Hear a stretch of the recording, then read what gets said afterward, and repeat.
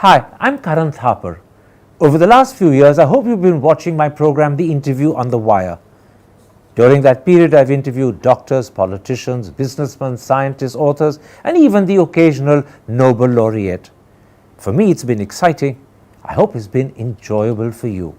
But these, as you know, are tough times, and if this program is going to remain bold, independent, and sometimes even defiant, then I think we need your support. At the end of the day, it's a truism, but editorial independence is best defended by the viewers. So if you would like this program to remain the way it is, forthright, outspoken, and interesting, then would you consider supporting us? All you have to do is to click on the description at the bottom. But more than anything else, I hope you will continue to watch the interview. Your viewership means an awful lot to me.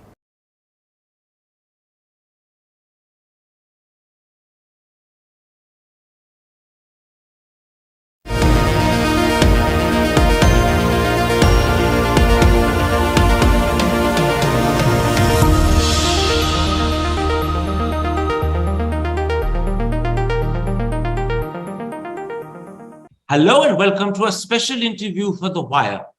Gautam Adani already controls 37% of NDTV, and it's widely believed that very soon he will be a majority shareholder of the channel. So today we ask, what does this mean for a channel that is widely considered India's best? Joining me now is the former star anchor of NDTV India and the winner of the much coveted Magsaysay Award, Ravish Kumar. Ravish, let me start with the obvious question. Why did you resign from NDTV when it became clear that Gautam Adani had acquired 29.9% of the company's shares and he had launched a public offer for 26% more? Most people think they know the answer, but I believe they'd like to hear it from you. बहुत बहुत शुक्रिया करण, मुझे मौका देने के लिए। जवाब थोड़ा लंबा है, लेकिन पहला जवाब है तो आप धीरज से सुन लें। जब अगस्त में ये खबर आती है कि अदानी ग्रुप एनडीटीवी का टेक ओवर करने वाला है, उसी वक्त मेरे मन में ये साफ हो गया था कि जब इतने वर्षों से आप मुझे बॉट ओवर नहीं कर सके, तो अब टेक ओवर का रास्ता निकाला गया है।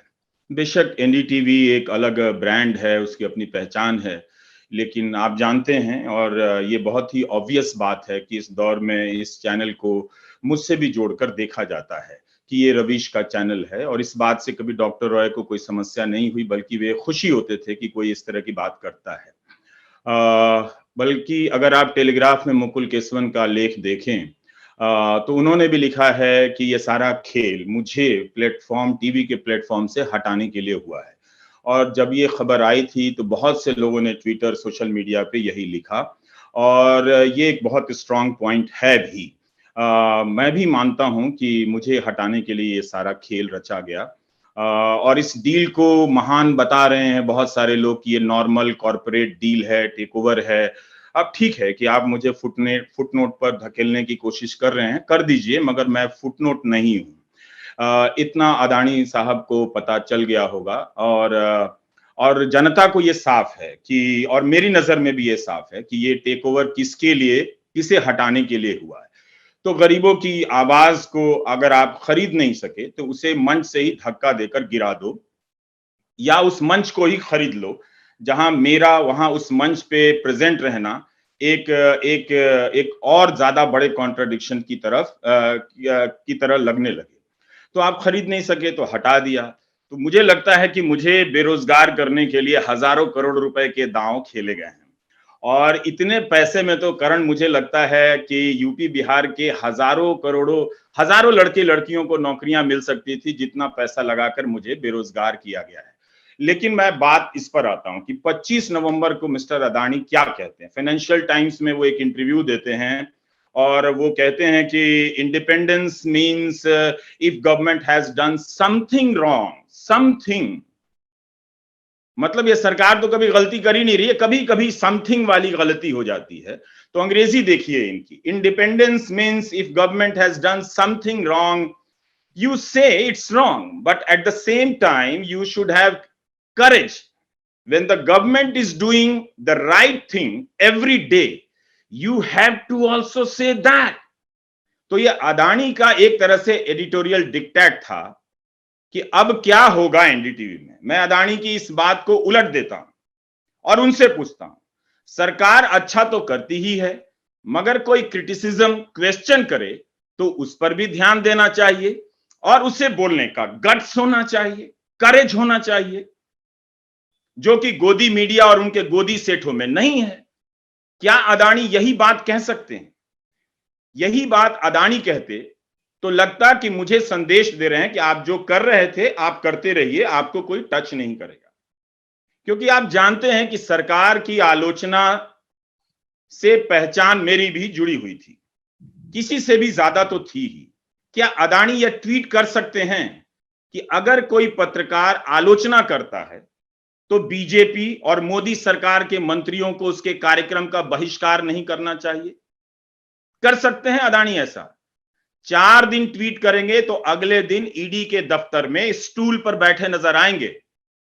उनकी इतनी ही हैसियत है और तब तक उनकी इतनी बड़ी हैसियत है जब तक वो सरकार की आलोचना नहीं करते। जिस दिन वो कर देंगे वो उन्हें स्टूल भी नहीं मिलने वाला है ईडी के दफ्तर में और सीबीआई के दफ्तर में। ये अदानी साहब को बहुत स्पष्ट रूप से बताने की जरूरत नहीं है, उन्हें बहुत क्लियर भी होगा। तो एक तरह से आप देखिए कि मेरे कार्यक्रमों का बहिष्कार किया गया। मेरे जाते ही उन कार्यक्रमों में बीजेपी के दूसरे ग्रेड के प्रवक्ता भी आने लगे, जो मेरे होते हुए वहां नहीं आ रहे थे। ये सब बातें क्या कह रही हैं करण? मीडिया का, भारत का जो मीडिया का 99.99999% मीडिया केवल मोदी सरकार की तारीफ करता है, लाखों करोड़ रुपए लगाकर झूठ और नफरत फैलाने का काम करता है। इसमें मिस्टर अंबानी के भी चैनल हैं, इसमें सबके चैनल हैं। गोदी मीडिया का एम्पायर आप देखिए कितना बड़ा है, तब भी मिस्टर अदानी को लगता है कि किसी में तारीफ करने की हिम्मत नहीं है। सुबह से लेकर शाम तक केवल तारीफ ही हो रही है। जनता की आवाज उन चैनलों पर जगह नहीं दी जाती है और अब कह रहे हैं करेज होना चाहिए। अदानी साहब मीडिया फ्रीडम का लेक्चर दे रहे हैं, तो मुझे लगा ये बकवास बात है, पूरी तरह से बकवास बात है। बड़े बड़े लोग बकवास ही ज्यादा करते हैं अक्सर। गोदी मीडिया के, मुझे लगता है करण की गोदी मीडिया की जितने भी गोदी सेठ हैं, इन सबको एक बात याद रखना चाहिए कि मैंने केवल आलोचना नहीं की है। आप मेरे क्वेश्चंस को, मेरे शो को, मेरे हार्ड वर्क को केवल किसी के एंटी या अगेंस्ट में रिड्यूस नहीं कर सकते हैं। मैंने बहुत मेहनत से, बहुत सारे फैक्ट्स के साथ, कॉन्टेक्स्ट में, जर्नलिस्टिक स्किल एंड एथिक्स के साथ वो सारे सवाल किए हैं। सिर्फ जिंदाबाद या मुर्दाबाद के नारे नहीं लगाए। तो ये बात साफ था करण कि अदानी एक तरह से मुझे चैलेंज कर रहे हैं, मैसेज दे रहे हैं। प्राइम टाइम का एक एपिसोड बागों में बहार है, ब्लैक स्क्रीन या कोविड के दौरान के या और भी चीजों के, क्या वे प्रधानमंत्री नरेंद्र मोदी को टैग कर ट्वीट कर सकते हैं? आपको लगता है वो कर देंगे? मीडिया फ्रीडम और इंडिपेंडेंस पे इतना लेक्चर दे रहे हैं, वो कर देंगे कि बागों में बहार है, मोदी जी देखिए देश का एक पत्रकार है, यह भी तो पत्रकार है, देखिए इसकी पत्रकारिता कितनी शानदार है। तो मुझे पता चल जाता कि मीडिया के इंडिपेंडेंस, प्रेस फ्रीडम को वो या उनके द्वारा लाए गए अच्छी अंग्रेजी बोलने वाले पत्रकार कितना रिस्पेक्ट करते हैं। ओके। एक एपिसोड नहीं कर सकते। क्या वो वायर की पेगासस की स्टोरी ट्वीट कर सकते हैं? चलिए वो नहीं कर सकते हैं। वॉशिंगटन पोस्ट में अदानी ग्रुप के बारे में जो नेहा मसीह और 2 पत्रकारों की स्टोरी छपी है, क्या उसे ट्वीट कर सकते हैं? क्या संजय पुगलिया उसे ट्वीट कर सकते हैं? उनके बारे में कई खबरों को देख रहा था, किसी में वे अदानी ग्रुप का कई न्यूज देख रहा था कि अदानी ग्रुप से सवाल पूछा गया है और वो सवालों के जवाब नहीं देते, बल्कि कई बार बिल्कुल ही जवाब नहीं देते। अल जजीरा का एक प्रोग्राम में देख रहा था, लिसनिंग पोस्ट, उसमें इसी टेक ओवर पर एक रिपोर्ट बनाई गई है। उस रिपोर्ट में एक हिस्सा है करण कि अदानी ग्रुप से जब हमने क्लैरिफिकेशन मांगा तो जवाब नहीं मिला। कहा गया कि दैनिक जागरण का एक इंटरव्यू छपा है, आप उसे देख लीजिए, जिसमें media, press freedom, editorial freedom जैसी कुछ बातें वो करते हैं। क्या आपने वो दैनिक जागरण का इंटरव्यू देखा है? मैं चाहता हूं कि मेरे जवाब के साथ आप स्क्रीन पर दैनिक जागरण का वो पन्ना लगा दें, ओके। जिसमें वो एडिटोरियल फ्रीडम की बात कर रहे हैं करण। फाइनेंशियल टाइम्स को इंटरव्यू देते हैं, कहते हैं अल जजीरा जैसा इंडिया में कोई चैनल नहीं है, होना चाहिए, और अल जजीरा के ही प्रोग्राम के रिपोर्टर को के सवालों का जवाब वो नहीं देते हैं। ये आपको क्या कमाल नहीं लग रहा है? आपने अगर जागरण का इंटरव्यू आप देखिए, उसमें वो फीचर इंटरव्यू है, लिखा है पावर फीचर इंटरव्यू। आप जानते हैं पावर फीचर इंटरव्यू क्या होता है? वो स्पॉन्सर चीजें होती हैं, वो नहीं होती तो उनमें पत्रकार का नाम होता, संपादक का नाम होता, जो मिस्टर अदानी से सवाल पूछ रहा हो। पूरे पन्ने का फ्रंट पेज पर इंटरव्यू है, लेकिन उसमें कोई जवाब, कोई पत्रकार का नाम नहीं है। और उसमें आराम को एक लाइन में करण, मैं बस बात खत्म कर रहा हूं, अपने एडिटोरियल फ्रीडम की बात कर देते हैं। तो एक तरह से सवाल कौन पूछ रहा है जागरण में, ये पता नहीं है। चेहरा किस पत्रकार का है वो पता नहीं है। जवाब किसी ने लिख के दिया है या अदानी ने कहा है, हम नहीं जानते हैं। और वो आदमी एडिटोरियल फ्रीडम पर लेक्चर दे रहा है। जो पत्रकारों के सवाल का जवाब ना दे, मानहानि कर दे, फीचर इंटरव्यू दे, वो प्रेस फ्रीडम की बात कर रहा है। तो करण, मेरी नजर में एक बात साफ है कि ऐसा व्यक्ति जो मीडिया का रेस्पेक्ट नहीं करता है, उसके सवालों के जवाब नहीं देता है, फीचर इंटरव्यू देता है, जब भी वो एडिटोरियल फ्रीडम की बात करे तो फिर हम सभी को सावरकर की तरफ पत्र लिखकर फ्रीडम की बात करनी चाहिए। रवीश, मैं एक बात कह रहा हूं करण, आप बस मैं खत्म कर रहा हूं। जेब में नोट होना और जिगर में दम होना, दोनों में बड़ा फर्क होता है। इसीलिए मैंने इस्तीफा दे दिया कि गोदी सेठ, तुम अपनी जेब में नोट रखो, जिगर में दम मैं रखता हूं। तो मैं वहां से निकल आया। ये take over normal take over नहीं है। आप, ये इस तरह का टेक ओवर है जैसे किसी के मुंह से आप रोटी छीन लेते हैं, उसी तरह से आप किसी पत्रकार से जब उसकी कलम छीन लेते हैं, ये उस तरह का टेक ओवर है करण। ओके। और ये देश की गरीब जनता बहुत अच्छे तरीके से जान गई है। आपने बड़े कॉम्प्रिहेंसिवली और बड़े डिटेल के साथ समझाया कि आपने एनडीटीवी से इस्तीफा क्यों दिया। I will come in a moment's time to the zikr, to the comments you've made about the interview Mr. Adani gave the Financial Times on the 25th of November. पर पहले मैं आपको एक सवाल पूछना चाहता हूं about this takeover. Do you believe Mr. Adani really genuinely wants to control a television channel like NDTV? Does he really want to include a media branch in his empire? Or is he doing this because he wants to neutralize and silence the critical voice of NDTV because NDTV is disliked by the Modi government? And if it is the second, is he doing it at the behest of Mr. Modi directly? In other words, is this an acquisition happening because Mr. Modi asked Adani, silence this channel for me? करण, बहुत चीजें साफ हैं। अदानी किसी भी तरीके से questioning या criticism को प्रमोट नहीं करते हैं। अगर करते तो जैसा कि मैंने कहा कि जो मेरा एपिसोड है जब एनडीटीवी को 2016 में बैन किया जा रहा था, तब मैंने किया था बागों में बहार है, वो ट्वीट करके दिखा दें। बहुत सारे ऐसे एपिसोड हैं। तो वो किसी भी तरीके से मिस्टर अदानी जो हैं, वो प्रेस फ्रीडम के आइकॉन नहीं है।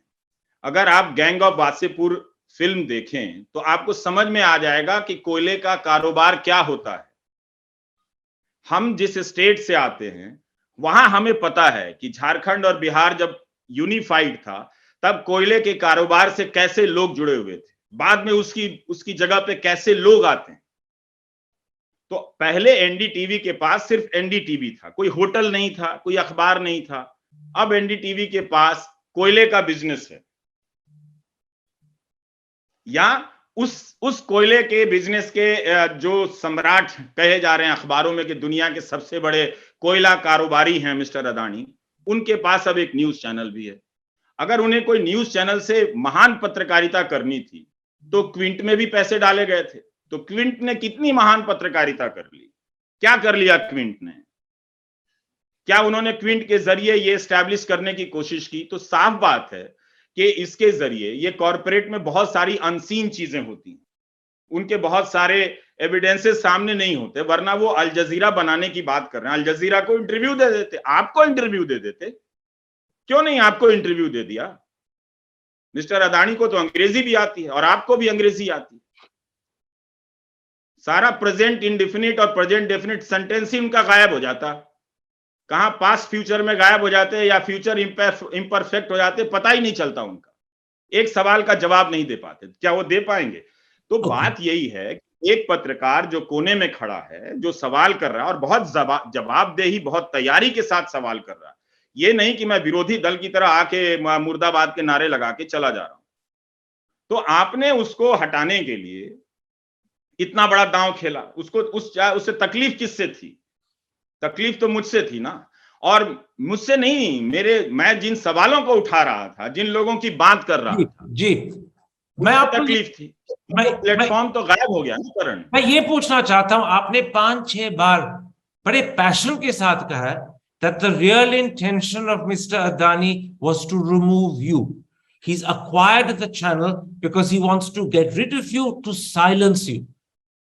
Is this because you have made Modi uncomfortable and Mr. Modi has asked Mr. Adani किसी ना किसी तरह रवीश का मुंह बंद करिए? Is that the reason you believe that Mr. Adani is silencing you on behalf of the Prime Minister who doesn't like you?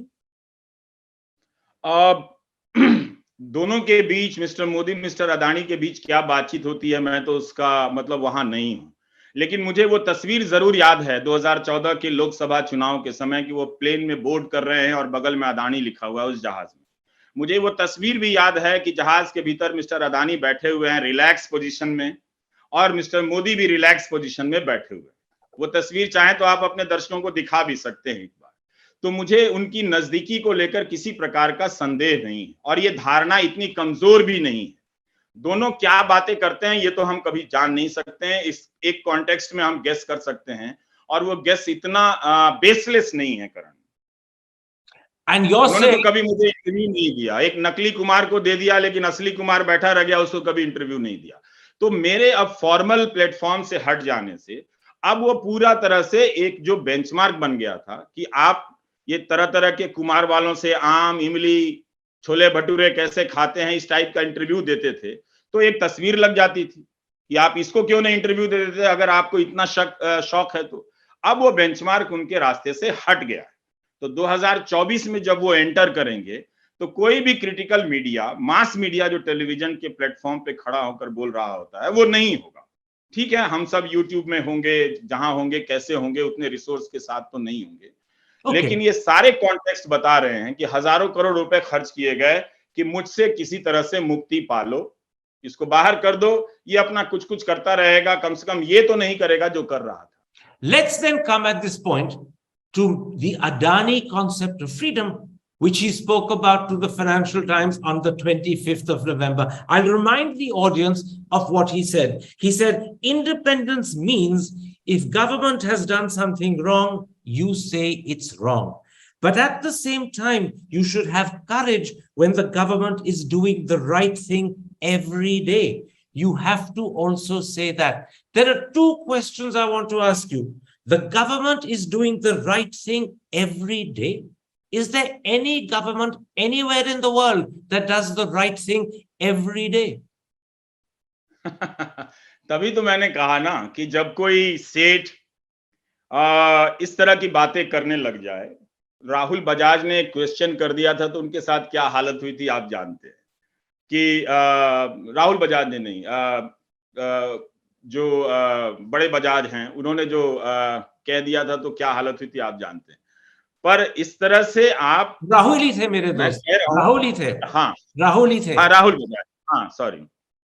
तो अब बात ये है कि इतना जो गोदी मीडिया का स्पेक्ट्रम है वो सब तारीफ ही तो कर रहा है, और वो तारीफें कर रहा है जो सरकार ने की भी नहीं है, उसकी भी तारीफ हो रही है। तो इस तरह से बेशर्मी से भारत का मीडिया लगातार भारत के पब्लिक के कॉमन सेंस, सिविक सेंस पर असॉल्ट कर रहा है कि हम आपके भीतर जो मीडिया को लेकर इमेजेस हैं, जो रिस्पॉन्सिबिलिटी हैं, जो क्वेश्चन, वो बदल रहे हैं। दिन रात तो तारीफ ही हो रही है, तब फिर आप किसे लेक्चर दे रहे थे कि सरकार जो रोज अच्छा काम करती है और कभी कभी समथिंग रॉन्ग कर देती। कमाल की बात है, जिस पत्रकार को पुलित्जर मिलता है उसे जाने नहीं दिया जाता है पुरस्कार लेने के लिए। जो पत्रकार मार दिया जाता है रिपोर्टिंग के दौरान, दानिश सिद्दीकी, उसे पुलित्जर मिलता है, तो प्रधानमंत्री बधाई तक नहीं देते हैं। क्या अदानी दे सकते हैं?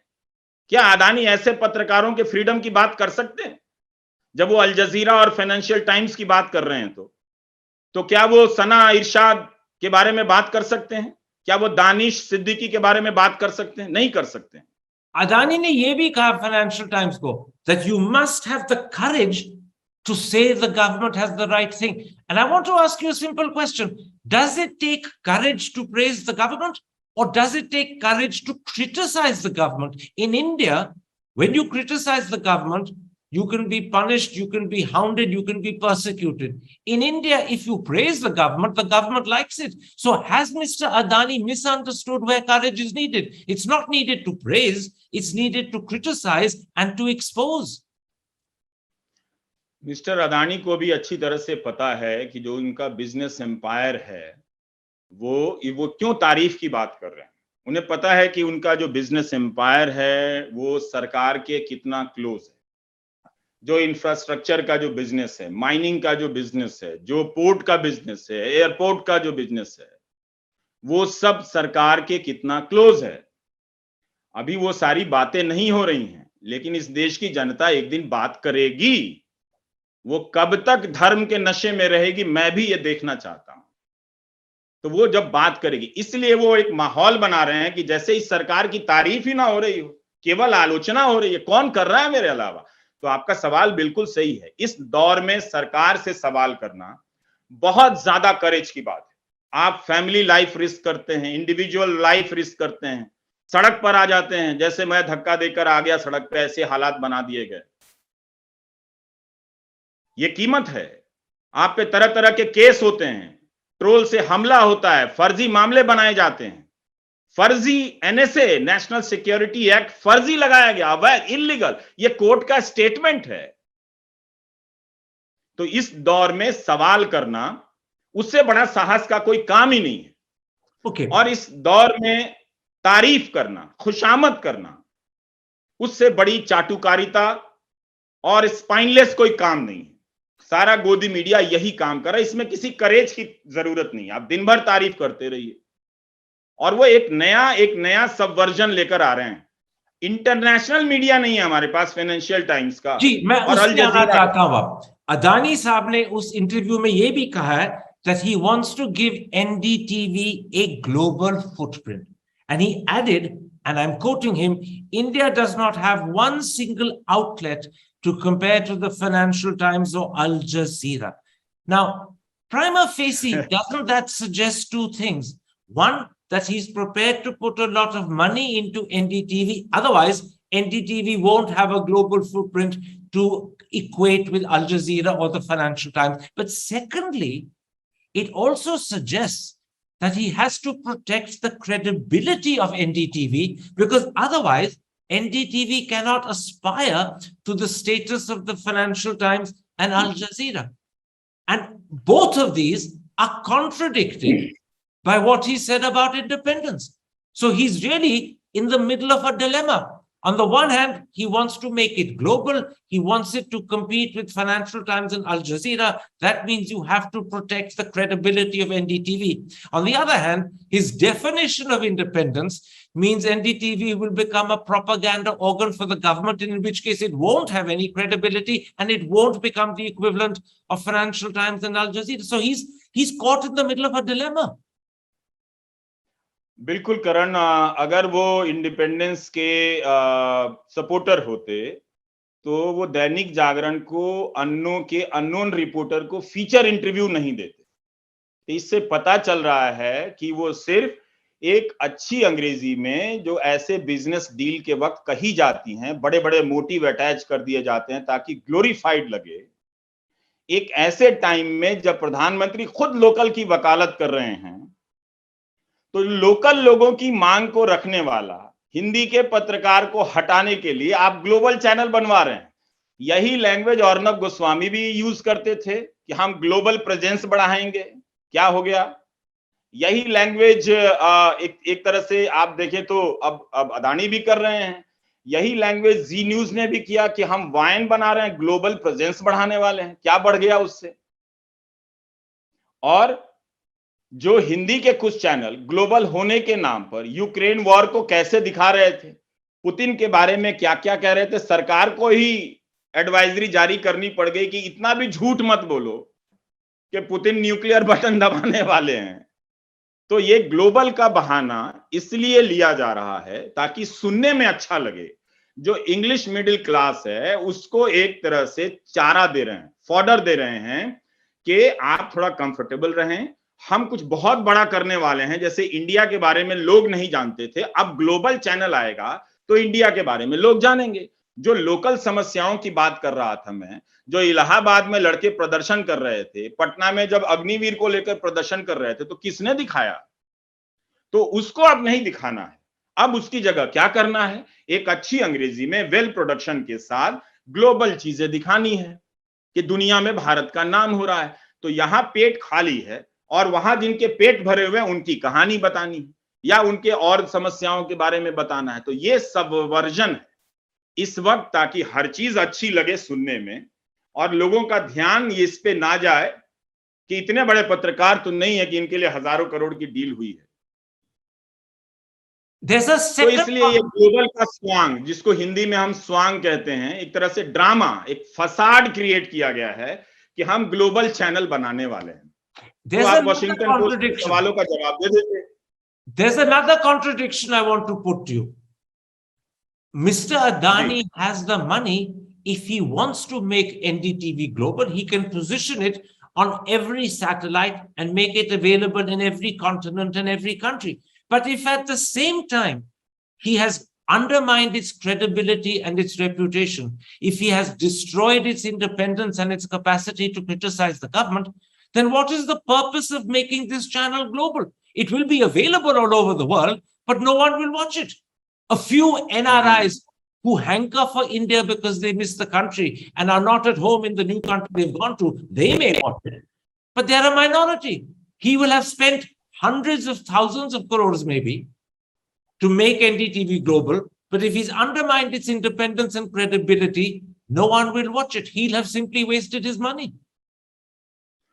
कारण उनके पैसों की कोई कीमत नहीं है, उसमें ताकत जरूर है पर उन पैसों में कोई कीमत नहीं है। अगर कीमत होती तो मुझे खरीद लेते। तो ये जो बात है कि वो ग्लोबल चैनल बनाएंगे, उनकी कोई बहुत बड़ी क्रेडिबिलिटी है, मैं इन सब में यकीन नहीं करता। उनके बिजनेस की क्या क्रेडिबिलिटी है आप जानते हैं। अगर आप कोल माइंस के बिजनेस और डील के बारे में पढ़ेंगे, बहुत सारे रूल्स रेगुलेशंस के बारे में पढ़ेंगे, आप जानते ही हैं, तो आपको ये चीजें और ज्यादा व्यूअर को क्लियर हो जाएंगे कि मिस्टर अदानी क्या है। वो अगर मीडिया में क्रेडिबिलिटी लाने वाले हैं तो दैनिक जागरण को इस तरह का इंटरव्यू नहीं देते जिसमें रिपोर्टर का नाम ना हो। आप कहीं कोने में दिखाने के लिए आप जवाब दे दें कि हम फ्रीडम की बात कर रहे हैं, तो वो इस तरह का काम नहीं करते। उन्हें उनकी नजर में बहुत साफ है, बहुत पैसा है उनके पास। बाकी गोदी मीडिया के पास भी बहुत पैसा है क्योंकि उसमें कोई प्रोडक्शन कॉस्ट नहीं है। करण, दो लोगों को बुलाना है, हिंदू मुस्लिम करना है या किसी गाने पे डिबेट करना है, ये जीरो प्रोडक्शन कॉस्ट है, इसमें कोई पैसा नहीं लगता है। तो उनकी अर्निंग बहुत ज्यादा हो रही है। तो सबके पास पैसा है ग्लोबल होने के लिए, अभी तक क्यों नहीं हो गए? क्या ये जितने गोदी मीडिया के चैनल हैं नंबर 1 नंबर 2 हो रहे हैं, वो अमेरिका, न्यूयॉर्क और लंदन में अपने रिपोर्टर नहीं रख सकते थे? ग्लोबल वाली बात जो है वो बकवास बात है। बना सकते हैं बहुत तरह की कहानियां, हम और आप लंदन जाते हैं, हम भी किसी ऑक्सफोर्ड यूनिवर्सिटी में घूमते हुए वीडियो बना देंगे, बड़ा अच्छा लगेगा कि यहाँ इंडिया का एक स्टूडेंट है ऋषि, जिसने संस्कृत के ग्रामर का एक नया इन्वेंशन किया है, बड़ी ब्रेक थ्रू कर दिया है, बहुत अच्छा लगेगा। पर सवाल यह है कि वो ऋषि भारत के यूनिवर्सिटी में क्यों नहीं कर पा रहा? भारत की यूनिवर्सिटी कहां है? 2017 में इन्होंने इंस्टीट्यूट ऑफ एमिनेंस की बात कही थी पटना में, जब नीतीश कुमार ने कहा कि पटना यूनिवर्सिटी 100 साल की हो गई, इसे सेंट्रल यूनिवर्सिटी का दर्जा दे दीजिए, तो मजाक उड़ाया उन्होंने कि ये सब पुरानी बातें हो गई। तो यहाँ के बच्चों को जिस लेवल की, जिस खराब लेवल की पढ़ाई दी जा रही है, उसकी बात कौन करेगा?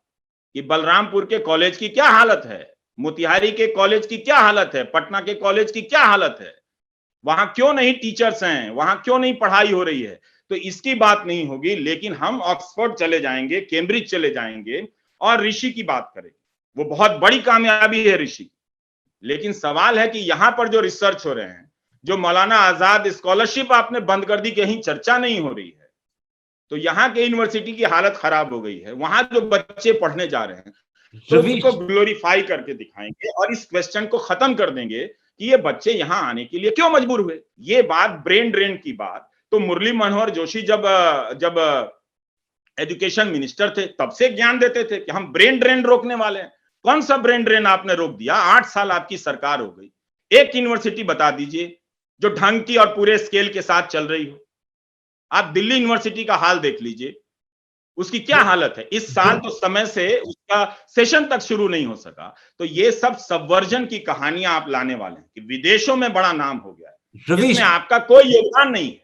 We've discussed, लेकिन उस नाम के जरिए आप सबवर्ट करना चाहते हैं, गरीब और यहाँ के लोकल स्टोरी को गायब करना चाहते हैं। Ravish, we've discussed NDTV and Adani at great length. You've explained in detail why you've resigned. You've explained how you view the Adani takeover. You've explained the contradictions in Adani's position, and you've also explained what you think will be the outcome for NDTV.